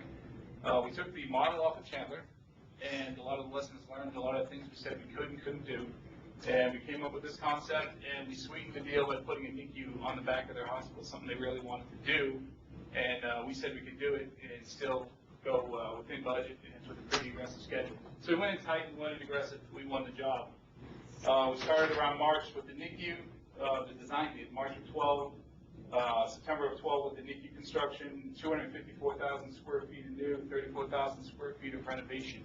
I will share that our original concept was about 180,000 square feet of new. and we've grown a little bit. 91 million plus the GMP. We are going in with Orchid Winslow and AEI as the MEP engineers, and for design assist, we brought in our MEP engineers to help us get to a very aggressive budget. I shared with you, we built it, and as we tie into it, do anything around it, if we see anything we weren't, how do you call something unforeseen conditions when you build it? So this is really an experiment out there, because we're doing a couple of different things. We built the original hospital. When we started doing the NICU and opening up the ceilings and looking at some stuff, there was some tie-ins that were a little unexpected. How do you tell an owner unforeseen conditions? Well, you gotta, we're Kitchell, we'll blow through it. Owner's very understanding, but still, it's our brand. We just build through it. On top of that, we're design build, everything we do, touch, see, is us. So, and the owners also recognize that we just finished a job out at Marion, owner rep and I came to build this job together. And some of the things that they recognized that they probably didn't have a handle on real well, like low voltage special systems, a lot of stuff that security stuff that they got in trouble with. They said, well, let's make it a pure design build. Let's give the contractor everything. So we're taking on systems that we've never touched before or knew before. We're bringing on a low voltage superintendent. What is that? Well, it's somebody that really specializes in low voltage systems. They wanted, a carpenter superintendent to oversee that. Well, it's a specialty system. We're taking on more risk than ever, because the reality is we're not really sure what we're looking at. So let's hire a guy who really knows what it should look like, what the production rate should be, how to treat the stuff, and ensure that it's going to be successful. So we're hopeful, trying to do all the right things to make sure this works. Great team, great owner, great everything. The owner groups love us out there. They've actually made the statement, boy, Kitchell, you've been gone for a while, we forgot how good it was to work with you. So, a lot of good stuff.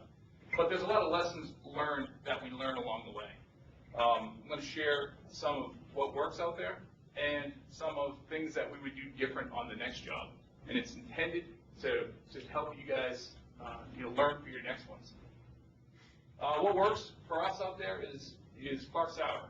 I'll give the guy props. He has built a lot of hospitals for Kitchell. He has come off the Chandler job. He's still involved, but he went through the design build process with them. Very similar hospital, already has a concept of how it goes together, and then he proposed with us for the Sienna job. So he's coming out there with so much experience, so much lessons learned, already understanding all the things that he learned in the last one to share on this one. He's really doing a great job. He'd be standing here right now talking a lot about Sienna, but you guys get me. The team interacts well. Not only our Kitchell team, and there was, we got Steve Wilson, myself, Jim Jansen, a whole bunch of other people coming along, but the comment really is the Orchid Winslow team. We met 2 days before the interview. We practiced a couple of times, and within 2 days felt like a family. And they come up, we go out. That's important. Really have to establish relationships. You're putting a bunch of strangers in a room together and expecting them to answer each other's questions. Team building is huge in design build because you're at risk in family. At the end of the day, you're a family. You can be dysfunctional all you want. The more you succeed is the more you get together, go to lunch, go grab beers, go do whatever you have to do so you can start dropping the walls and being real with each other.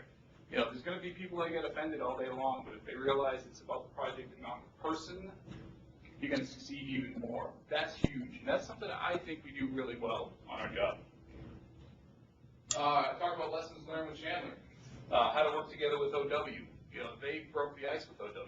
Clark had a great relationship with them, but we were learning a lot of stuff with OW, so they already understood Kitchell, new faces, but they understood Kitchell and the brand and the QA and everything that we bring with it. We took the strengths of what worked on that job. We brought them into our job. We understood that things could be better as we were finishing the design on that one. We tried to implement different things on our job. We did put Vince in their office, and we're going to share things that worked well and things that didn't, and Vince shared some of those. But what was good is planting somebody. We said we're going to put a guy in there. But we're contractors, so as we started seeing some of the details not working out, we did some things like we started drawing for them, coming up with details and kind of trying to be an augmented staff. And lessons learned is that really doesn't work. Don't do their work. but manage their work. Have a set of eyes there that sees the progress and can report back and forth. And we can talk about putting everybody in the same office as I go on, but you know, Vince had to you know, Vince was set there with a task and a role, and, you know, they get a little guarded because Vince is starting to work with them, and we pull Vince back a little bit, and, you know, Vince is just kind of thankless, but Vince kept trying to grind through it because we asked him to, and he did a great job doing it.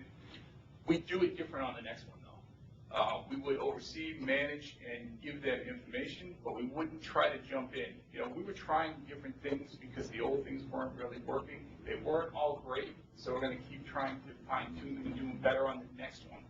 Sheriff, would you agree with that, Vince? Concur. So it's always trying to improve, and that's what we're trying to share with you now. Understanding the client's needs and wish lists. They are two different things, but as you start to build, they're expecting to see certain things. The Chandler team shared that, understand exactly what they want. You're going to be sitting down with users. The CRE group in Phoenix probably has a different list of expectations than the user groups that are in the hospital. You need to understand both of those and what you put into the project to start with, what your basis of design was. Team is willing to participate in the design build. One thing that works is you're taking someone like me coming off of a typical standard Kitchell job and putting them into design build. You know, it's kind of a cliche, you know, it's kind of a good example. They asked the operations guys to run a design build training. I'm not qualified, so we have the people that are qualified to circle around you to help share things that you need to know. But what I'm sharing is from an operations side, at least I was willing to participate. I didn't really understand how it was all going to work, but I was willing to learn and do some stuff. Steve Wilson, 30-plus year guy with Kitchell, you know, built some of the biggest, hardest jobs. He's now having to cohabitate with owners and architects and kind of share everything and take feedback and be better on that job. He's doing a great job. Same with the architects. They really, a lot of them, it's their first one, and they're really trying to figure out the process. And you lose efficiencies when you're trying to figure it out versus being really productive and efficient after you've done a couple of these. But everybody's willing to try. What worked on our team is, from the construction side, is we could really go through the details. I mean, they've shared Clark touches every page, bleeds on every page, bleeds on every detail. We have our QA that would sit there and go, no, we don't like this, we don't do this, we like this. OW is coming up with standard details, and our QA guys are going, no, these are the details that we want to build to. But we could really grind through the details, so at the end of the day, you have a document that's pretty darn close to what you expected it to be. The team had those strengths. What works well? Hospital loves the team, and one of the big proponents of this is Carl Nelson with OW. Not to just mention names, but for this I will. They love him. The guy can get up there and talk about anything, sell anything. He self-deprecating, sell something that, yeah, we kind of look at this, but we messed it up. What they do is they go, oh, that's okay, Carl. You know, you're doing great. Keep going. You know, they acknowledge him. They love the guy. So, I mean, he could make a mistake or do everything right, but they've embraced him as a design build partner. That's the question that we want on our team, right? We want someone standing next to us, you know, a brother who's going to sit there and, I mean, the guy does a great job presenting. So you may lose some details that you go, God, come on, architect. But you've got the best salesman standing next to you trying to work through them, and you've got an owner that's embracing it. So you got to think about that sometimes. They think their approach is a little different, but they love them. You know, they're great salesmen. Any good story is only better when you talk about some of the things that could go wrong or where you would do something different. Again, great job, but, you know, let's try to be better as a company. Involving new team members. You know, you have someone like Steve and myself and, you know, Marie, who's the lead for OW, three strong personalities all trying to get along and build the same job. There really has to be, you know, the higher level thinking, the project execs on both sides, really trying to figure out how to foster this relationship. It just doesn't happen. A lot of team building, a lot of times out when we're together, and really kind of, like I said, dropping the walls and starting to get along. You have to be cognizant of that the entire time. You have the honeymoon phase, you have the times when drawings are due. I mean, sounds like it's really simple, but I mean, this is deadly right here. If you're not constantly doing your job and making sure your team has some kind of communication going, it's a job. It's something you have to keep doing. On our job, I think we need more time together. You need to keep building the history. The problem we have out there, it happened right during the conceptual phases where they'd be sitting out with the architects and the users, the architects would be with the users and getting their feedback, and we'd all go out at night. It was great. It was like a family, right? But now we're getting into the point where they've gone in their office and they're trying to get the drawings ready for city review comments and the revisions, and we're busy building an NICU. We're kind of separating part of it. We're remote. So that's one of the problems that we have is because we are remote, because they're trying to look at stuff and we're looking at stuff and we don't have enough time together, it starts to put a strain on us. And we've recognized that. We're working on doing something about it. The good news is we at least recognize it before it gets bad. But you have to be cognizant of that the entire time. I talked a little bit about Vince, and one of the things I share is we need to get our Kitchell house in order. Vince was caught between a lot of different people, right? He's caught from the operations guys saying, this is what we want, Vince, go do this. We have our QA standards where we have QA saying, here's our standards that we want to follow. We have Steve and myself who are coming off the job, and we look at this going, no, we're not going to build it that way. This is how we want to build it. And we have the architect in the middle just spinning around a little bit, going, great, I give you a detail. You had me change it a couple months ago, then you had me change it again, and now, here's these new guys coming off from PM and Super, saying we're not going to build it that way, we're going to do it a little different. Very frustrating for the architect, they're right. Very unproductive for the architect, they're right. So you have to really understand that, and part of that's an internal thing we need to do is if we're going to try and be better, we got to get our own house in order, so when we go to our architect and say, yeah, we're the best, we do this stuff, we've got to figure it out, we don't start changing it amongst ourselves. It's a perception thing. Disagree. If you agree or disagree, it doesn't really matter. It's how it's being perceived by the architect. They're not all wrong. Get details worked out and share them with the design team. I am a big fan, and I think Ryan, I don't know whether you said it or not, but come up with our standard details and share them with them right away. I know we have them in QA, we have them in construction. Brent probably has a whole bunch of ways that he shared with us how he'd recommend building when we first started the job. Steve came in and said how we'd want to do it. They're great resources, but we got to share them right up front so they understand where we're coming from right from the beginning. Don't draw for them, but share the details with them of what we expect to see. Clear scope of work and outline from the start.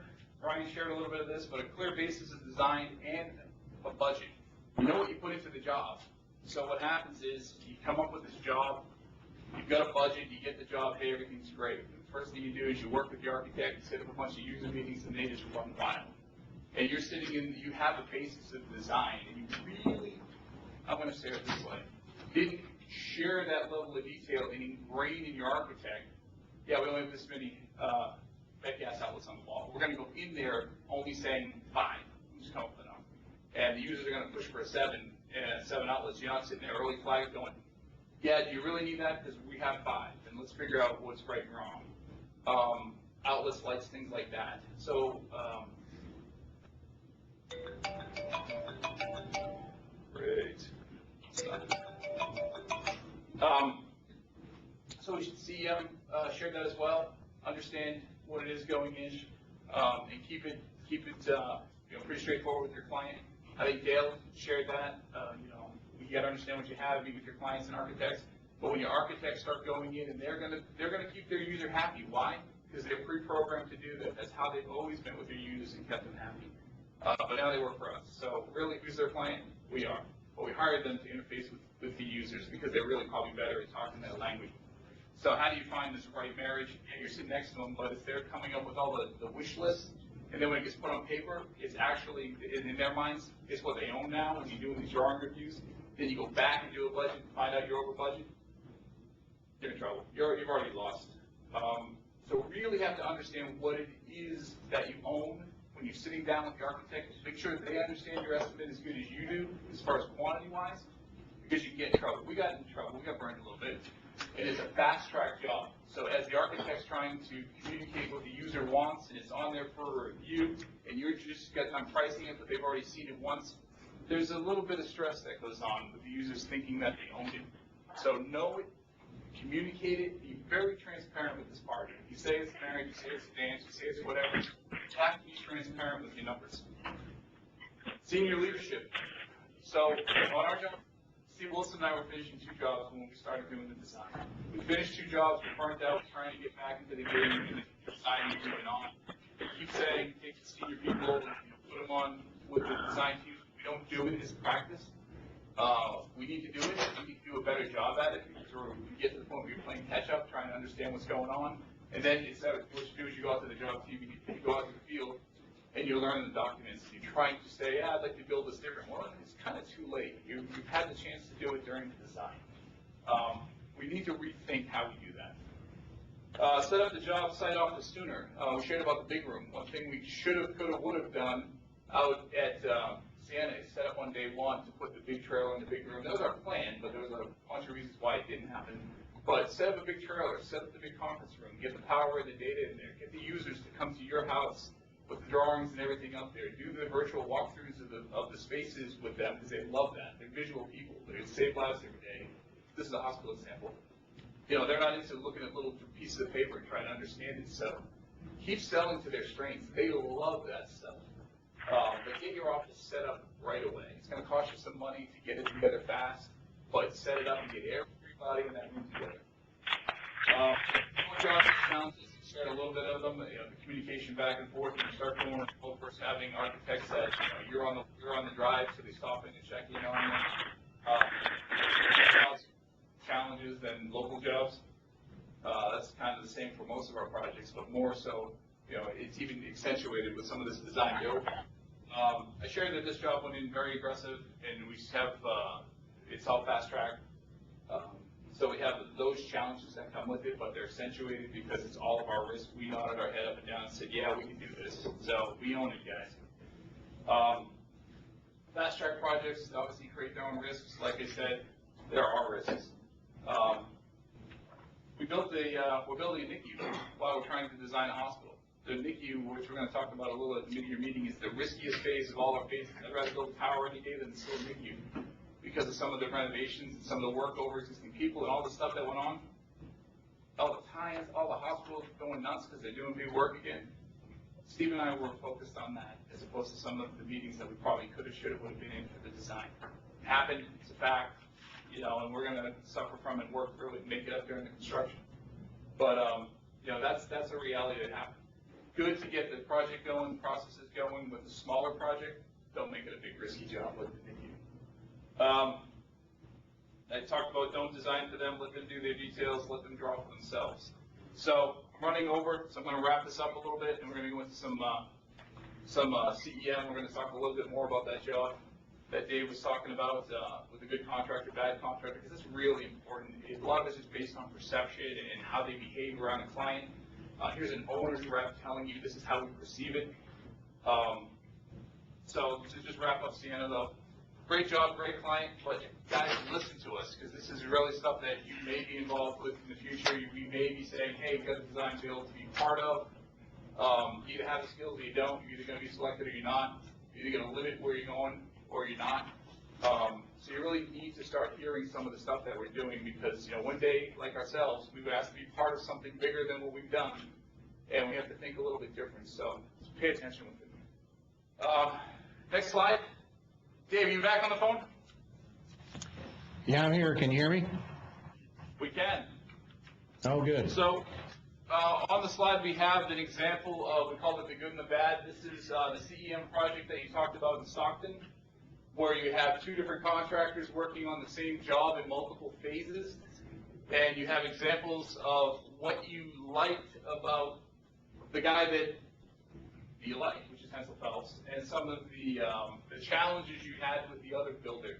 If you could just summarize the difference between the two. Okay. On the photos that you have up here, let me just describe for everybody the work that was done by Hensel Phelps and the work that's being done by the Clark McCarthy team.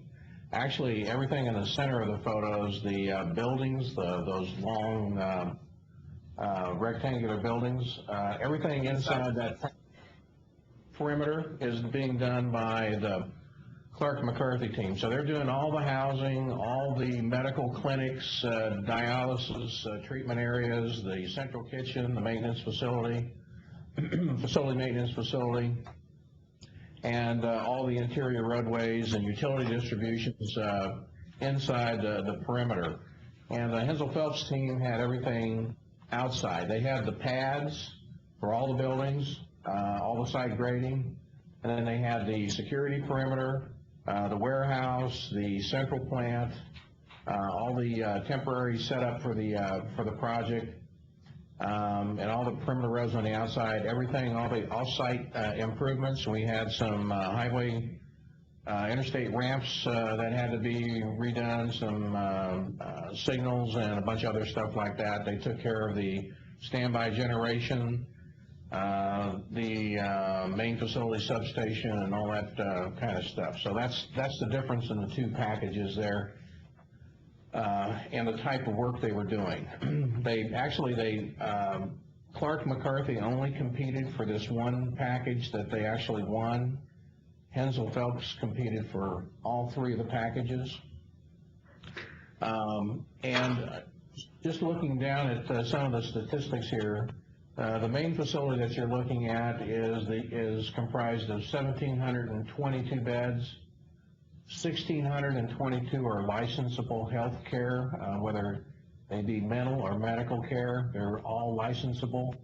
So it's one of the largest licensed care facilities in the country from a licensed care point of view. It's over 1.5 million square feet. The construction value there is $765 million, and it was divided up into those three bid packages. Hey, Dave, Now, this is Mike. Can you take about 5 minutes for this portion to just talk about the strengths and weaknesses of each? Okay. The strengths of the Hensel Phelps team, as I mentioned kind of earlier before, and just to summarize real quickly, is the ability to work with the client. They understood what design build is and how to do it. They documented everything very well all the way through the proposal process and those two logs that I mentioned, the compliance log and the design issues log, and they managed those documents well throughout the course of the design and the build portion of the job, which really helped them move the project along very well. It helped them identify where the issues were. It helped us in our role as the criteria architect to make sure that we were not only doing our job and responding to it, but helping them get the answers from their stakeholder groups to make sure that they were getting the answers so that they could progress the design. The other thing was that with the Hensel Phelps team that they did well is they kept the client focus in mind. They understood what the client needed, what the client wanted, and they did their best to make sure that the client got the best project that they could get for the dollars they wanted to spend. And that was that's a real tricky balance here in this particular form of design build, which was a stipulated sum. Public sector doesn't have all the flexibility that the private side does, so this was an approach where the owner said, this is how much I want to spend for this job, here's my criteria. You tell me if you can do this for the amount of money, and then anything extra that you can give me within that price. So it's a little different approach. It takes a little, again, a little bending of the mind to wrap your head around it a little bit, but that's what that was all about. On the Clark McCarthy side, on the building of the buildings part, they tried to shortcut everything. They did not have the same attitude. They did not work with their design partner nearly as well. Didn't treat them as a true partner. They were more of a subcontractor, and it cost them. It cost them in several areas. They were responsible for putting all the utilities in inside the fence, and they went with a product that the product was fine. It was for the heating hot water system. It was a fiberglass piping system, and it's a pre-insulated piping system. But they went with an installer that had never done it before, and it cost them tons of time, and it cost them tons of extra money because they had repair after repair after repair to do on the system that they were installing. So shortcuts can bite you. I think one of the other folks that were talking was you have to build quality into the job, and then you have to manage the quality of the installation. Very critical. Clark McCarthy didn't do that near as well as the Hensel Phelps team did. The other thing that was really critical on the job was the job safety. And now both teams did job safety extremely well. This project set records for project safety, number of man hours worked without lost time accident. It was a very successful job on that area. But again, another piece of design build that you just have to work into it. Performance. The other thing that was important about this was, and that both of these teams have done a pretty decent job, Hensel Phelps a little better than the Clark McCarthy team, is partnering with the commissioning agent. It's important to make sure in a design build delivery that you're meeting the performance requirements, and commissioning is one sure way to document that you have done your job. And, you know, Hensel Phelps picked up on it right away that they're helping with the turnover of the project. So the commissioning part of a design build job is very critical. So that was, again, something that to pay attention to when you're finishing the job up. Make sure your documentation is good all the way along, that you have records of who told you to do what when. And then at the end, in selling the job, is make sure the client understands how he's going to have to accept it, which is a little different than in a traditional design bid build or a CM at risk job where you're given plans and specs and you're just building to those requirements. So, and that's pretty much my summary on how the bigger important parts about these jobs and who did what better than the other. Thanks, Dave. One thing that I heard probably was yesterday when we were talking to George and yourself was as a process, the contractor, Hensel Phelps, ran RFIs in two different systems. They had an internal RFI and let's call it an external RFI, ones that were affecting the owner and needing clarification. So they had their internal processes for the design build process and one that interacted with and a separate one that interacted with the owner. And I know it was RFQ or RF something. No, it was an RFC. It was a request for clarification was the external one. And that basically came to us and the stakeholders, and that's basically a clarification to the criteria to make sure that they understood what, you know, we said the client wanted and the client could, further amplify that. The RFIs were you had access to everything, but it was one of those, if it involves me, keep it separate, which was a good comment from an owner's rep telling us, you know, our typical processes are RFI submittals and stuff like that, but to keep our internal stuff kind of labeled and contained one way, and our stuff that interacts with an owner that we need decisions, clarifications, or qualifications as a separate format. Thought that was a good comment that we could improve on. Yeah, and one thing just to point out on the RFIs, as the owner's rep, we looked at all of those because one of the things we wanted to make sure of is as the architect and the contractor were solving their internal problems, they weren't changing the criteria. So from an owner's rep point of view, we were keeping a pretty close eye on those internal RFIs as well, just simply from protecting the owner's basis of design. All right, thank you, Dave. So moving on and trying to start the summary, what does the future look like? Well, we're going to be doing more design build. What does this next design build project look like? Well, we're kind of sharing some of the things that we've learned that we'd like to do on the next one, things that we did well and things that we'd like to do a little bit different. What will your role be? Well, that's a good question. Some people are going to be able to take this shift in roles, responsibilities, interactions, between just the different ways you approach architects, and some people aren't. So you need to understand you're either on board and willing to join it, or you're not. One of the things to remember is for the majority of us, we don't have the experience to lead it. We have the experience to participate in it and try to be part of it. But leading is a big deal, and if you really don't understand where you're going and how to get through it, we'll make that mistake. We'll put people in charge to lead it, and they're just going to stumble their way through it. And that's just the reality of what we're doing. That's how we've got this far. But why do that? It doesn't make a lot of sense. So what's your role going to be, and how much are you going to invest into to being a little bit better in this model? What's our strategy? And part of it's going to be to do this, to share what we learned, to keep communicating this. And we are going to go after more.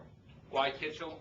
We are uniquely qualified. You start looking at the depth of resources we have in all different kinds of construction. We have CEM, we have contractors, we have all our different divisions and strengths within it. But this is part of the growing pains. This is part of doing something different. We're going to do things great. We're going to make some mistakes, and it's okay because it's part of growing pains. It's what we're going to be doing. Who should be our design build partners? That was a good question that came up. And do you take the partner that's going to get you the job, or do you take the partner that's uniquely qualified it's because they have the strengths and they've done it before? That's a good question. I mean, that part of that goes down to the business side. Part of it, like I shared the example with Carl. He's a design build partner that the users love him. He can do right and wrong and everything else, but you're still going to keep moving forward because they love the guy. Versus having the smartest guy in the room that can tell you everything you need to know and nobody's listening. So, how effective is your partner going to be is a very big part of what we're going to do. It's real easy to say the things they don't do right, but look at all the stuff they do bring to the table. It's a hard decision. How do you set up a job team? We've talked about that. It's integrated. It's different. You're going to have architects, subs, owner, user groups all in the same room together, cohabitating at some point. It's going to feel different. It's going to look different. Everything that you were wired on, leaving stuff in your office, in your trailer, is going to be different. And we're going through some of that even on Sienna, seeing things different. It's going to be different, so be prepared for it. Who are the design team members? I don't know. You're either on board or you're not. You either kind of get it and want to try it, or you're not. It's just that simple. We can make that a discussion point if you want. How do we integrate? Shared a little bit about that, about the whole integration idea. And how do we set up a job site team office? I talked about that. Big room concepts. It's having everybody in the same room. What we're doing in Sienna right now for the last 8 months is we've had everybody in the room together. They have their own offices. At some point when we get busier out there, we're starting to do the tower. We're putting a trailer next to us with a conference room and a section down at the end for the owners. We are going to move them out, but they're going to be right across from us. And our servers are going to be in a different trailer. But that's just because of the amount of people. We've got 5 wide. We fit so many people in it. But all the meetings, all the cohabitation of information sharing is all going to happen in our office. Feels a little weird when you're in there, but you get past it. Comments or questions about this, about some of the points? Hey, Brian? One thing I don't think that we specifically mentioned about the team, I think we need to acknowledge Tanya, her role on everything. There is a whole lot of stuff that is in the middle or in the cracks, and I don't think we ever really defined what Tanya's role really was from day one, but Tanya understood the architect world and she understood our world, and she just kind of jumped in from day one, and anything that needed doing, she was there to kind of help out, fill that gap, run with stuff, and I think there would have been a lot of colossal failures if Tanya didn't step up on both jobs, so I really appreciate everything she did. You got something on your nose. I'm not going to talk about Clay. Thank you. She really, she's played this role that it's hard. It's hard to keep up with a lot of it, especially when the risk is on us.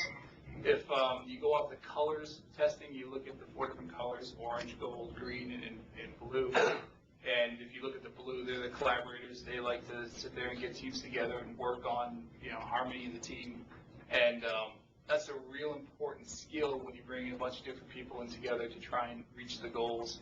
You look at the green, which is the analytical. That's really important in the team as you're grinding through the details and coming up with something that's actually buildable.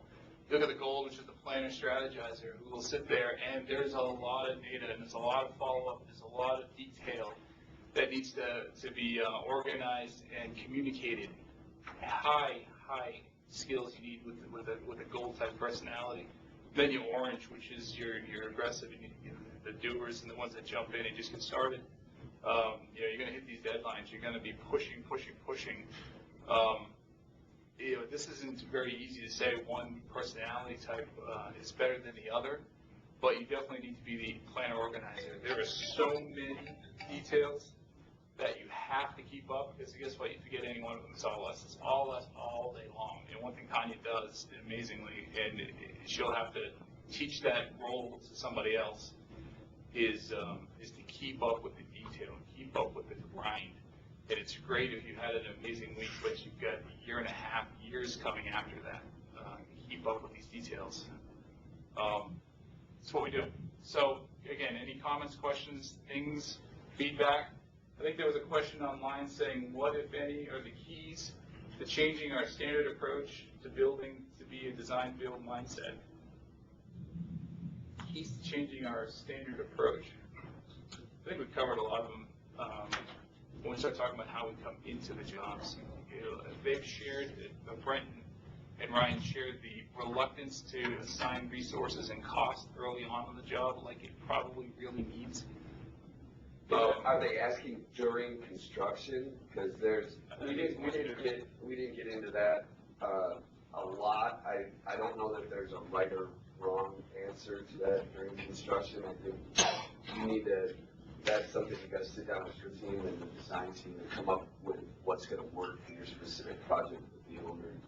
Yeah. It's definitely a different mindset in that arena. And this is going to sound a little silly, but the first step is being part of this class and hearing it and hearing kind of the unfiltered feedback of we can be better, it's different, you need to think different, and at least understanding that that you're either on board or you're not. You either understand that it's going to be different. Well, I would suggest, Mike, that we're going to add on to that.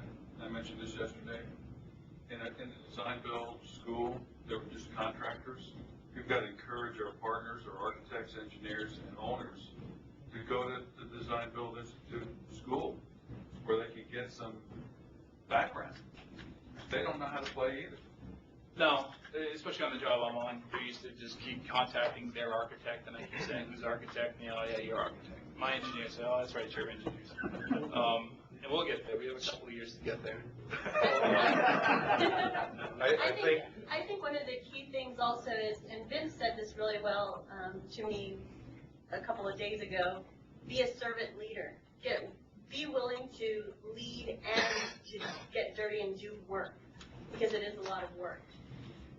That's something Clark does really well. I think well, going forward, I think you mentioned it, Kevin mentioned it, I think that Dave also mentioned it, is whoever the project executive is, especially when we're marketing and going after this stuff, has to have that credential of DBIA. They have to understand it formally, because it's not one of these things where you can be a poser, just kind of bluff your way through it. You either know it or you don't know it. You should know all the different ways of delivering all the different risk categories. And that's really the project leader. That's Clark Sauer in our example. Clark's got to get that DBIA under his belt. Steve Whitworth already does. He gets it. So in the future, Mike, it'll really be good for you when you get some time, when you're at a position in your project, to actually get the formal boot camp under your belt, like Vince just mentioned.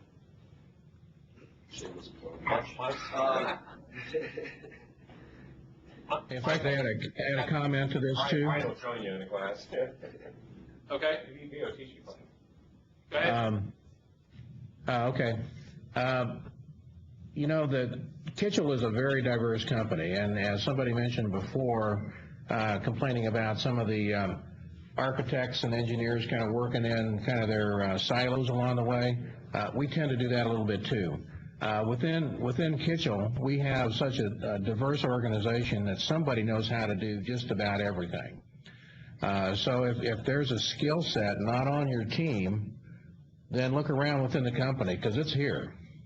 And that's one thing about Kitchell that is just very unique and separates us even from the big guys like Clark McCarthy and the Hensel Phelps of the world. We do things that they don't do. And we can be very competitive in the design build market. And we have the expertise to be very good at it. We just need to look within the company and find that expertise, because it's there. Okay. Question here. Mike, this is just an observation here, I think. This is Mitch Tornell. It goes along with what Bill said and what Dave has said. design build has so many variables to it. You know, the process that the Dignity Health team has gone through in getting the work and delivering the work, the process that Dave Kern went through, they're really different. Our roles were different, but the approach is different. How you get the job is based on cost. That's really something to think about. You really need to know the process of getting the work and delivering and how you're going to work with the owner. So whoever the leader is really needs to be knowledgeable. You guys have a bunch of knowledge in how to do it with Dignity Health, but doing it for somebody else, for the state of California, is really different. Doing it for another private owner or maybe the Corps of Engineers is really different. So using all the expertise we have is very important. Trying to get as much information that you can out of other people that we have here, because we have a bunch of different kinds of experience in doing this. That's why it's important that owners and architects and engineers and subs get the basic training, because they cover how do you get a design build. The process starts, you become a design build team in the proposal phase. Yeah. You're sharing the cost, you're sharing resources, you're finding out if you can get along together. Do you like each other? And it's not always cost that's going to get you the job, it's the best team. And owners need to be educated and learn that it's not always the cheapest team, it's the best team that's going to give you the best project, and in the long run it's going to cost less. And that's a mind shift for them also. Design Build Institute, I do plug them. They did a phenomenal job of educating from the owner through all levels, up, down, width, depth, breadth, contract method, process, personality, psychology, the whole 9 yards. It was a phenomenal training. Can't say enough about it. We have about 3 minutes left to wrap up. One of the questions online was, how do you get into the Design Build Institute school? Part of it's Kitchell sponsoring somebody to go there to be a DBIA. The cost for, there's a couple of different classes. First you become a member, Okay, Like fee. $350. Okay. and then you apply to take. There's a couple of different, right? There's a boot camp, which is 1 day, 2 days, something. You do 5 5 days. days. I think there's 2 There's different a types, couple. but the one you did was a 5-day, and it's $1,500 roughly. 25. $2,500. If it's local and we need to be a sponsor. Yeah, so we have it here, I can. And, part of what I share is, the panel talked about this a little bit last night, is, for me, what would I think about a DBI training? I think it's great, but I think it's like a lot of things. If you take it and don't apply it, it doesn't help you very well. If you take the lead, I'm a lead AP, I've never done a lead job, I've been around them, but to actually have it sit there and grind through the stuff and wouldn't be qualified to go lead a lead job. I think the DBA is the same way. I think now that I've kind of experienced it, lived it, I can apply what they're telling me, as opposed to just blowing off statistics and talking about how great this is going to be. Actually living through it, I think it'd be better. So we're talking about let's go get DBI training, but if we had everybody go, I don't think it would necessarily help our company. Being informed that it's different, so as you get closer to either being on one or starting one or having experienced a little bit of it, you'd apply it a little bit more. That's just my opinion.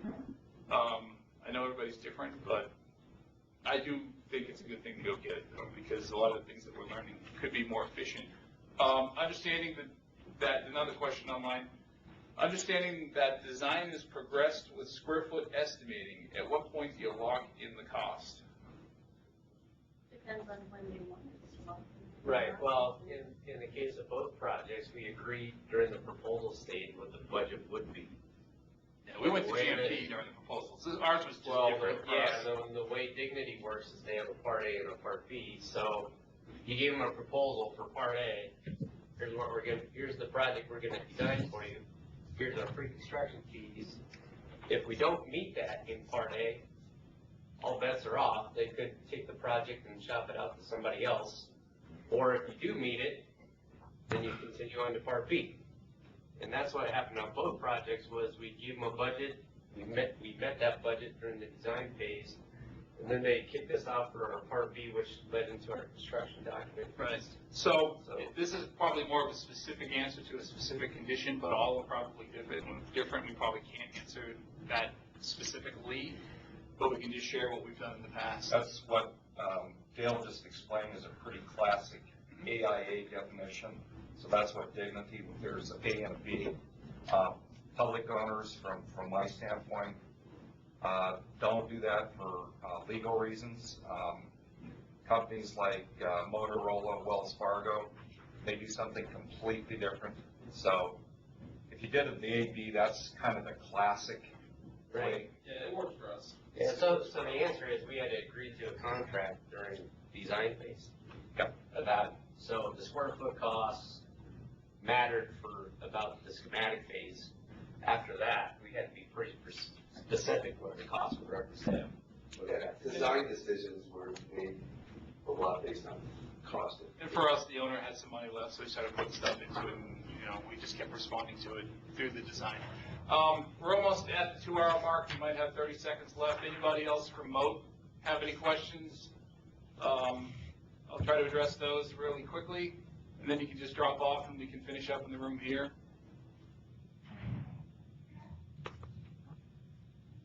All right, thank you, remotes. Start dropping off. Another thing that's really successful on design build is having a guy like Dale right there throughout design into construction, where you have constant cost control. The ones that I've worked with, I told you guys yesterday, that was one of the real big successes, is we had a guy like Dale from the general contractor standpoint. Every meeting, he was there. No matter what the discussion was, he was there. It's expensive for our company. We usually take guys like Dale, they wham bam, do an estimate, and then they're on to something else, because we don't really have a whole lot of resources here in our company like Dale. So if we're going to really get serious about this and be successful, we need to get into that mindset that Dale will be on Sienna tied up for maybe a year, and that's all he's going to be doing. And that's all he did too. Yeah, and that's what we did. We made him completely available to the architects and engineers. Yeah.